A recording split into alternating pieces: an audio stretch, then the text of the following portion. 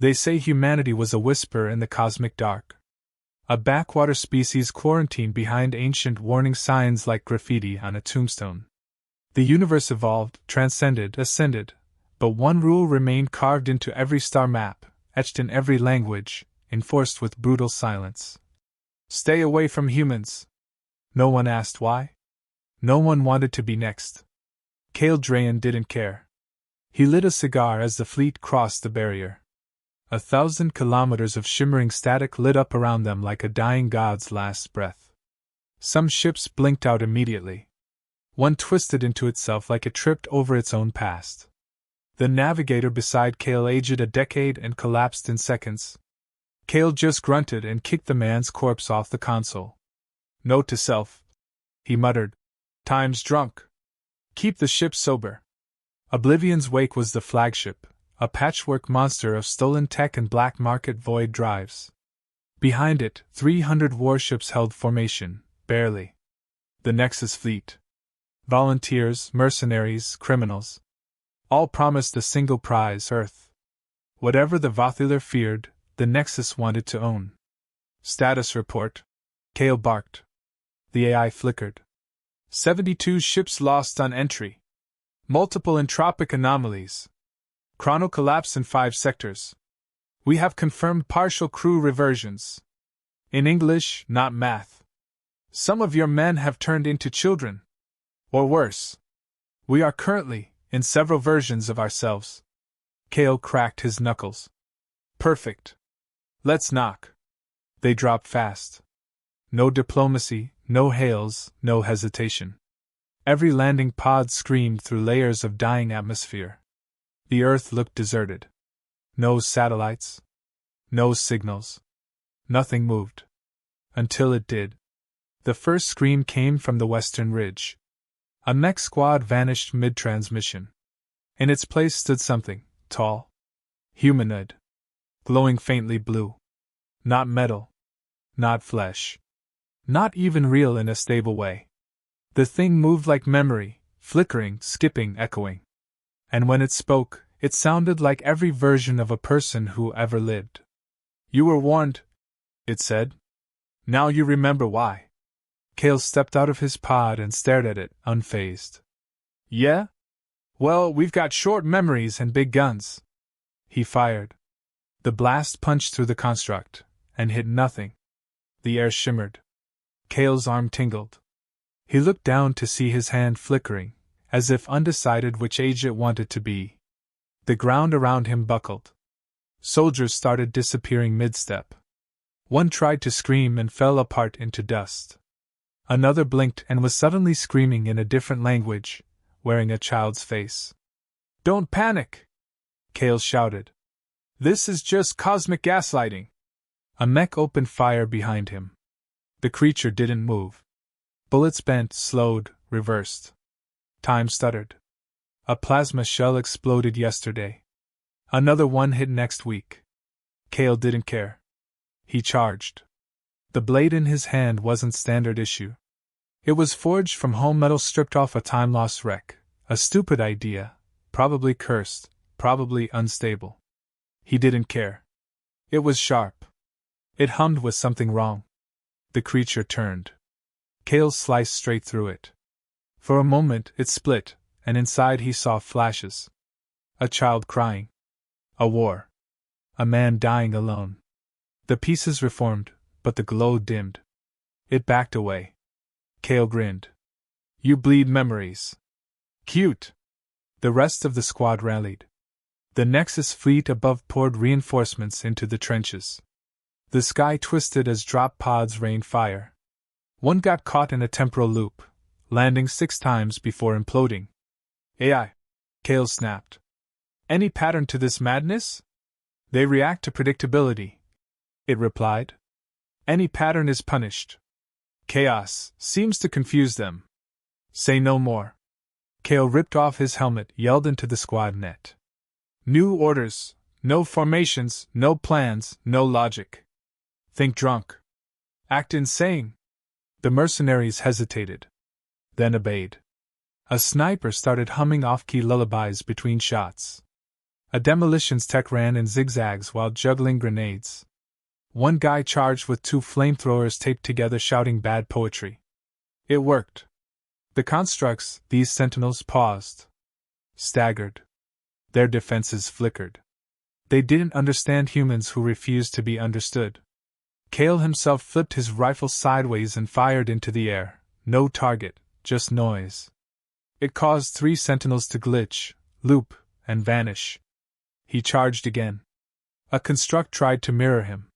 He shoulder-checked it and shouted, "Nice try, Ghost, but I've fought my shadow and it owes me money!" The blade struck again, this time cleaving the creature in half. A ripple tore across the valley as if a thought had just died. The rest recoiled. Behind Cale, laughter. Actual laughter. Soldiers cheering. Not because they were winning. Because they were alive. And that meant something. The sky darkened. Not clouds, space. Folding. A massive structure blinked into orbit. No engines.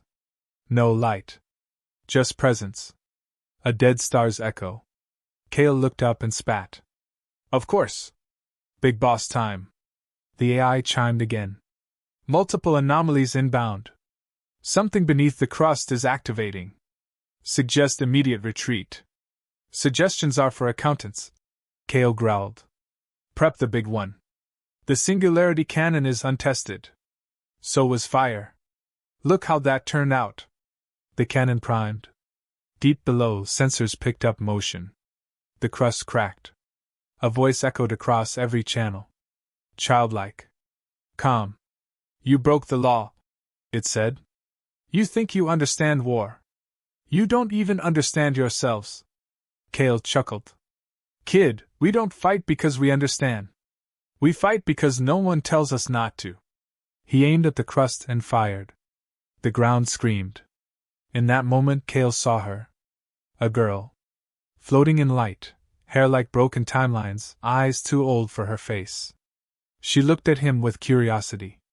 Not fear. Not hate. "Why?" "Because," he said, "we were told not to." The blast hit. The crust exploded upward. And the war for Earth truly began. "You ever punch a ghost?" Cale muttered, ducking behind a half-melted barrier as another round of plasma curved sideways in the air. "Because I think I just did." The trench was nonsense now. Time stuttered. Voices echoed before they were spoken. One soldier aged 40 years between breaths. Another forgot his own name halfway through a scream. A mech floated 20 feet above the ground, stuck mid-fall. It had been falling for 10 minutes. Cale slapped the side of his helmet. "AI, talk to me. Are we still in one timeline, or are we in a blender again? Mixed state temporal flux detected. You're simultaneously 3 minutes in the future and 5 seconds in the past. Recommend choosing one." "I choose violence." The sentinels came without warning. They didn't walk, they emerged, folding out of the landscape like origami made from old trauma. 8 feet tall, vaguely human, flickering with light from forgotten memories. One step forward, and Cale recognized it. Its face was his own, older, broken, hollow. "You are not supposed to be here," it said in his voice, but 1,000 tones behind it twisted with history. Cale stood tall, weapon ready. "You're not supposed to copy me without paying royalties." It lunged. He fired. Bullets slowed, reversed, ricocheted off moments instead of armor. A shot hit him in the shoulder, from his own past. Blood sprayed, then reversed itself. Pain lingered. The sentinel raised a hand, and everything went quiet. The soldiers froze. Trees, wind, fire, all paused. Cale's voice was the only thing that moved through the silence. "You want to scare me with stillness? I grew up with military rations and an angry stepdad. This is a vacation." The construct paused, uncertain. Cale tossed a grenade at its feet and kicked it in the chest as it detonated. The explosion scattered memories across the field like broken glass. The sentinel didn't scream. It flickered and vanished into yesterday. That was the mistake. The others hesitated. Cale raised his rifle. "Let's teach the future why it should have stayed hypothetical." He called in the chaos teams. No formations, no strategy, just raw, unpredictable fury. A gunner rode in on a reprogrammed drone, laughing as it looped through gravity holes. A demolitions expert rewired time mines to explode on intent, not contact. One squad shot flare guns straight into the air while chanting nursery rhymes. The battlefield became an opera of madness. The sentinels glitched. They didn't understand disorder. They read patterns, equations, probabilities. But what do you do with a man screaming insults in 6 languages while juggling grenades? Cale ducked, rolled, jammed a knife into a glowing line down a sentinel's arm. It froze. He whispered, "Bet you didn't see that coming," then pulled the blade out sideways. The construct collapsed, disintegrating into dust that smelled like electricity and regret. Above them, the fleet began to break formation. Ships twisted away from each other like oil in water. Some simply vanished. Others shimmered, trailing versions of themselves seconds ahead or behind. Cale barked into the comms. "Pull orbit! If you can't land, drop something. Anything. Make it stupid," one commander asked. "Stupid, sir?" "Yeah. Make it weird enough they can't counter it. Sing, cry, tell jokes. I don't care. Confuse the bastards." Someone dropped a piano. It crushed a sentinel flat. The field pulsed with confusion. The rest of the sentinels reeled. Cale walked through the dust, laughing. "It's not about strength. It's about audacity." A glowing child stepped into view. Not Mara, not yet. Just a vision, flickering in and out like a skipped heartbeat. She stared at him with curiosity, tilting her head. "You shouldn't be here." Cale lit a fresh cigar with a plasma spark. "People say that about me a lot." She blinked. "Why fight something you cannot win? I'm not here to win. I'm here to remind you who you left behind." More sentinels appeared. Cale raised his rifle, then tossed it aside. He pulled a crowbar from his back. It was dented, scratched, completely unremarkable. Except it was the one he'd used in his first mutiny. He charged. The first sentinel dodged. The second didn't.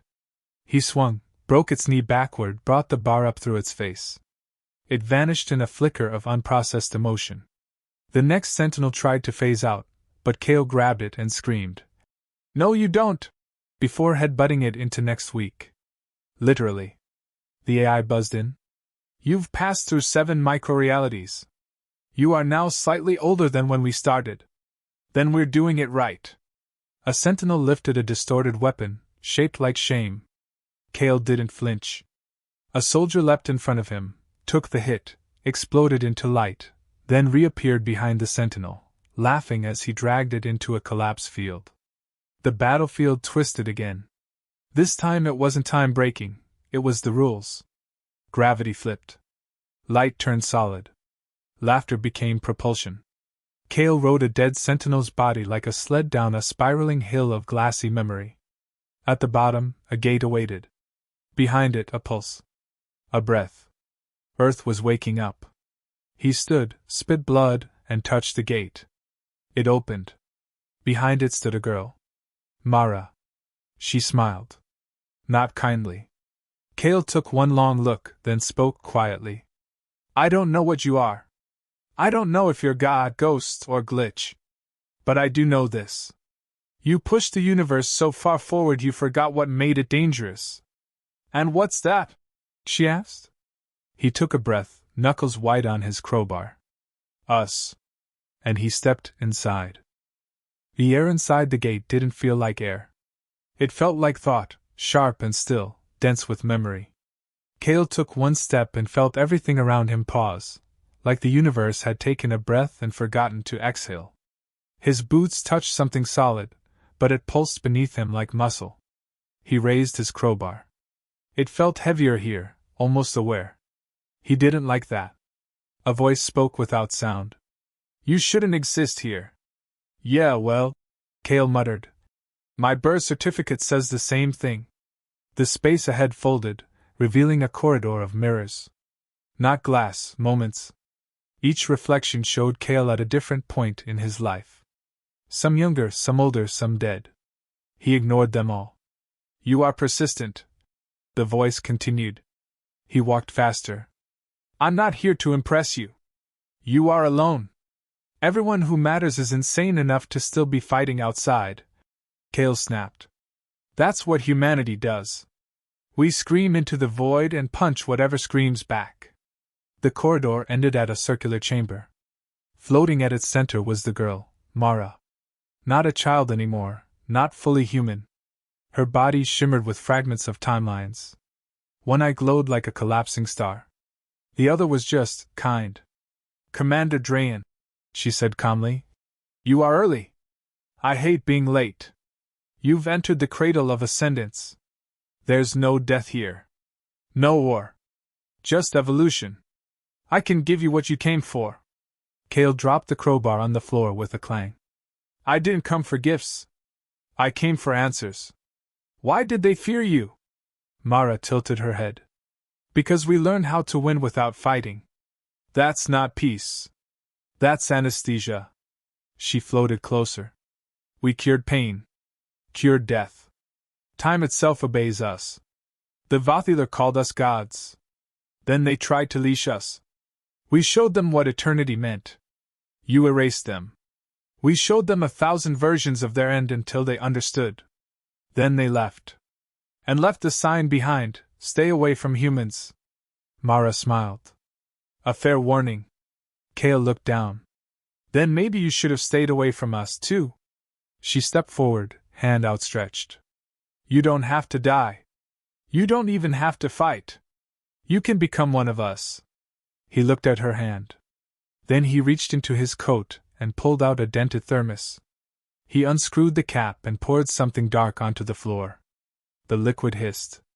The chamber trembled. What is that? She asked. Coffee, Cale said. The worst kind. Burned, bitter, stubborn. Mara looked confused. Cale continued. You evolved. We endured. You smoothed out the wrinkles, erased the flaws, wiped away the things that made us loud, unpredictable, stupid, dangerous. You became a perfect idea. We stayed a terrible reality.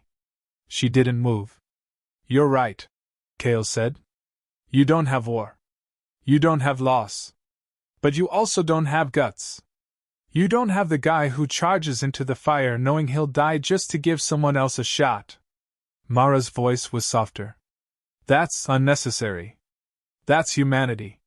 She reached out again. Cale grabbed the crowbar.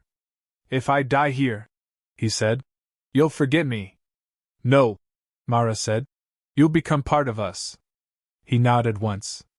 Then this is for me. The floor cracked. Light poured from the walls. Mara changed, her body splintering into thousands of forms, each a different version of her. One was a soldier. One was a teacher. One was a queen. One was a beggar. They circled him like ghosts, each whispering from a different life. Cale spun the crowbar once in his hand. They struck. He ducked under one, swung hard, shattered a version of Mara wearing armor. The others retaliated with blasts of memory, visions of his childhood, the war, his failures, every loss replayed like a weapon. He screamed through them. Not in fear, but in rage. One Mara grabbed him by the throat, whispered, You don't belong here. He headbutted her. Neither do you. Another Mara sent a pulse of perfect silence. His ears bled. He grinned and bit her arm. Every blow he landed wasn't with strength, it was defiance. He didn't dodge like a soldier. He fought like a street brawler with nothing to lose and everything to insult. He kicked one form into a spiraling echo of regret. Punched another into a collapsing childhood. Mara reformed, breathing harder now. Why do you fight? Cale stumbled, wiped blood from his lip. Because someone needs to remind the universe that perfection is boring. Mara raised her hands. You won't win. I already did. You'll remember this forever. They clashed again, her hands glowing with timelines, his crowbar burning with spite and duct tape. He screamed, she screamed, the chamber itself shook. Light cracked. Time groaned. Then, at the height of it all, Cale let go. Not of the weapon. Of the fight. He stepped back. Mara froze. He reached into his jacket again and pulled out a photo. Torn old. A woman holding a baby, laughing. He held it up. This is why we fight, he said. Not for glory. Not for revenge. For the people who never got to see this war. For the ones who don't get second chances. She stepped toward him. I don't understand. That's your problem.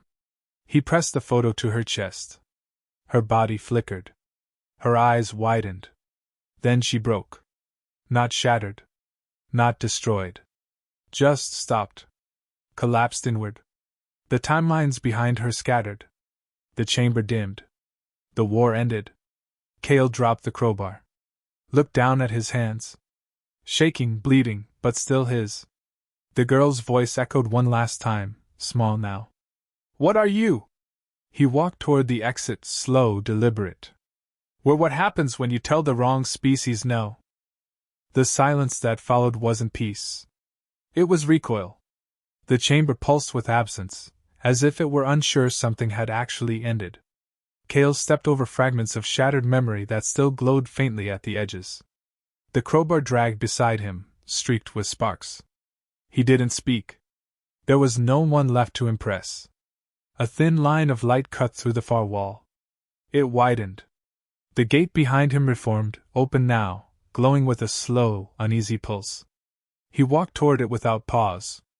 Status, he growled. The AI replied, voice thinner than before.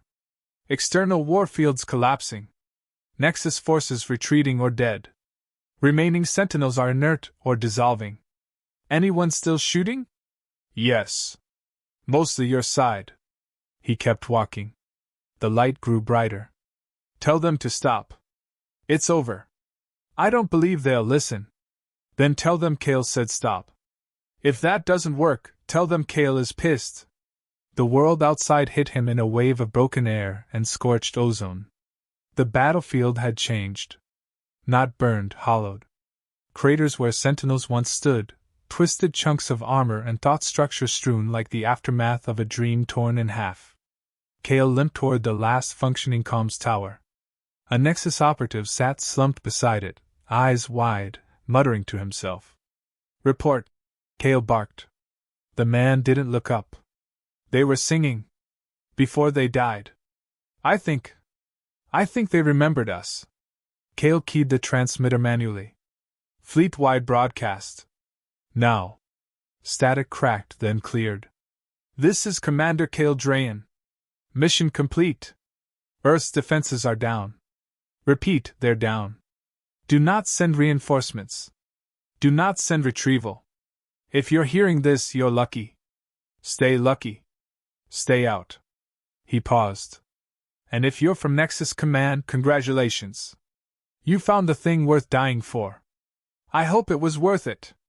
He released the button. The tower went dark. Behind him, the sky opened. Not with fire. With understanding. A slow, rising hum emerged from the earth. Not mechanical. Organic. Ancient. The land itself exhaled. From the cracks in the crust, light rose. Not attacking. Not hostile. A signal. Cale stared at it. AI. Translation? The voice hesitated. It's not a message. It's a choice. Between? Going back the way we came. Or seeing what happens next. He didn't respond immediately. The wind shifted. The first drops of rain fell. Not acid. Not data. Real, human rain. He looked up. We broke it open. Now it's deciding if we're worth letting in. Technically, sir, we broke in. The ethics are debatable. Cale chuckled. They always are. He sat down beside the tower, pulled out what was left of his ration bar, and chewed on it like he just punched God in the mouth and wanted a snack. The moment didn't feel like victory. It felt like being watched by something too big to fit in your head. Status of my crew? 37% confirmed alive. 29 uncertain. The rest, non-recoverable. He stared into the distance. Tell the survivors to scatter. Blend. Disappear. Affirmative. The light ahead rose higher, shaped vaguely like a spiral, drawing symbols into the air that hurt to look at. Kale didn't move. The voice returned. Not the AI. Not Mara. Something older. You were not expected to survive. He stood, dusted himself off. Yeah, I get that a lot. You tore through the cradle. Disrupted the stabilizing fields. Shattered containment across multiple thought layers. You tried to make war obsolete. We reminded you what happens when you plan too far ahead and forget the knife in the boot. You think your defiance is a virtue. No, Kale said. I think it's a problem. But it's ours. Silence followed, but not empty. Observing. Measuring. Considering. You're not afraid. Kale reached down, picked up the crowbar again. I am. But I've got better things to do. The light twisted. Not threatening. Curious. Then what do you want? He looked at the broken sky, the fractured ground, the mountains of scorched technology. I want a seat at the damn table, he said. You locked us out. Wrote our name in blood and fear. Now you've seen us up close. We bleed, yeah? But we also don't quit. You are chaos. We're more than that. We're the thing that crawled out of extinction, over and over, and built rockets out of desperation. You evolved past pain. We made it into fuel. You threaten the structure. Kale's voice dropped. We are the structure. The world answered, not with words, but a low resonance that filled the air and shook the bones. The light dimmed, settled, and retracted into the cracks it had emerged from. Then, from the sky, an object descended. Small. Black. Perfectly smooth. Kale caught it. What is it? A question. He turned it over. What kind? One you already answered. The object pulsed once. Then vanished. The rain picked up. Real, heavy, cold. The kind that tasted like home. Kale sat down again, alone on a battlefield no one would understand. AI. Record. Ready. Market official. Earth is no longer off limits. But she isn't open either. She's waiting. Watching. Judging. He looked at the blood on his boots. The ashes of the sentinels. The broken skyline. And next time someone decides to test the warning, he said softly, they won't be fighting a forgotten legend. They'll be fighting us. The wind carried it. Across the field. Across the fleet. Across space. Humanity was no longer a footnote in someone else's history. Now, it was a chapter no one would dare skip. The command came through every open channel in the galaxy. It wasn't encrypted. It didn't need to be. For words, spoken in Kale Drayan's voice, low and calm. We are still here. No declarations of war. No victory speech. Just confirmation. The Accord Council was silent for 7 whole minutes after receiving it. That alone was historic. Species who measured time in quarks and energy signatures froze, waited, recalculated. Dozens of simulations were deleted. Entire doctrines revised. A dozen systems quietly recalled ambassadors from Nexus-aligned factions. One species began evacuating colonies nearest Sol without offering explanation. Kale's ship, Oblivion's Wake, limped out of Earth's low orbit days later, held together by bad decisions and spite. The AI refused to confirm its structural integrity. I'd say 83% intact, it offered. That's barely passing. Like you ever aimed higher. The cockpit smelled like scorched rubber and old fear. Kale didn't clean it. He left the blood on the floor where it had dried. He liked the reminder. The crew was gone. Dead, missing, scattered. Those still breathing had already disappeared into the stars. That was the deal. They woke up something bigger than understanding and lived long enough to walk away. Kale set course for nowhere. No coordinates. Just impulse. Let them think we vanished, he muttered. Everyone already does, the AI said. Then we're doing something right. A week passed in silence, until the signal came. encrypted in a format older than the Accord itself. Buried in noise, hidden inside a children's lullaby bouncing across forgotten satellites. Cale decrypted it manually. No ID. Just a set of coordinates, one word attached. Respect. He should have ignored it. He didn't. When he arrived, the station was empty. Derelict shell drifting at the edge of neutral space. Built before Earth was even a rumor in the Accord. Inside, one chair, one projector, one recording. He activated it.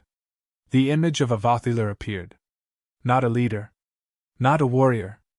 A scientist. Old by their standards. Translucent skin, 6 eyes, exhausted expression. If you're watching this, the being began. Then you did what we couldn't. You survived. Cale folded his arms. We weren't afraid of your weapons. We didn't fear your intelligence.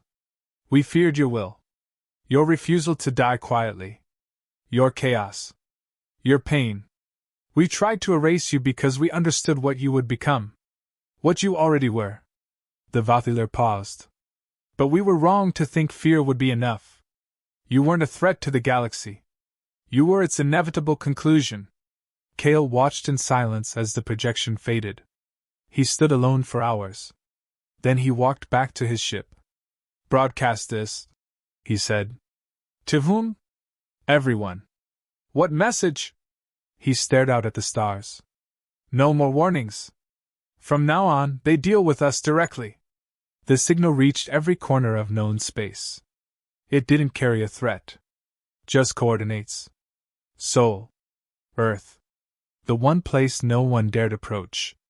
Until now. Ships began arriving within weeks. Some came out of curiosity. Others came to test the truth. None of them returned the same. A diplomatic envoy from the Herrick's Dominion landed and left with half their delegation converted to Earth's cause. An elite strike force from the Accord tried to stage a quiet assault on an abandoned sector near Jupiter. They blinked out of time before their boots hit ground. Cale didn't interfere. He let Earth answer for itself. He sat in orbit, watching it unfold. One day, a message came from a small craft, unarmed, manned by a single Zentari priest. I want to understand you, she said. Cale responded without ceremony. Then step inside. If you leave, you'll never be the same. If you don't, you'll never really know us. She went. 2 weeks later, her people received a transmission. No words. Just a recording of her standing on a mountaintop, wind in her hair, laughing. After that, the influx slowed. Not from fear. From reverence. Earth didn't become a threat. It became something worse. A question. The one anomaly every calculation refused to solve. What makes a human? Not biology. Not aggression. Not ambition. But something more dangerous. Unfinishedness. Cale knew they'd never explain it. That was the point. You can't dissect a storm. You live through it or you don't. He watched the galaxy readjust around them. Not on paper. In action. The Accord ceased all forward expansion towards Sol. The Nexus scattered, disbanded, rebranded. Cultures began referencing Earth in their creation myths. Not as gods. As a mirror. A reminder that progress without pressure was stasis. Cale didn't lead. He didn't crown himself. He drifted. Ship to ship. World to world. Occasionally whispering into comms, usually just to mess with people. He found joy in seeing humanity grow, not out of conquest, but influence. They didn't invade. They invited. People changed. Galaxies shifted. And somewhere, deep in the void between stars, the last surviving sentinel, damaged, confused, floated aimlessly. It carried one thought. Not defeat. Not failure. Just a question. How do you fight something that doesn't want to win, only to be remembered? Cale never answered that question. He didn't need to. Because now, the answer echoed in every corner of every empire. Humanity was not waiting to be understood. It had arrived.